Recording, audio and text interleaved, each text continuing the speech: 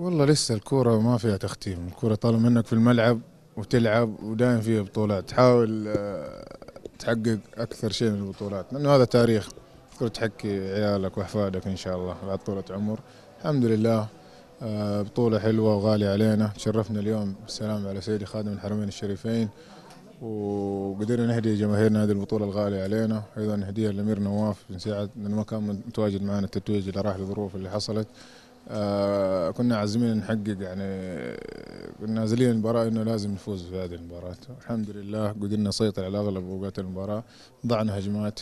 مباراة يعني فيها أهداف، مباراة حلوة. انت باقي تروح كاس العالم وبعدين ايش في بطوله ما اخذتها؟ والله شوف، طالما قلت لك أنت تلعب حقق يا أخي. كأس العالم مو لي بس، للجميع، للبلد. يعني احنا نمثل البلد. نروح إذا رحنا كأس العالم راح نفرح، مو بس أسامة اللي بيفرح ولا اللاعبين، البلد بأكملها راح تفرح إن شاء الله. في كل بطوله، معلش هذا اخر سؤال، في كل بطوله دائما يكون في سر للبطوله هذه.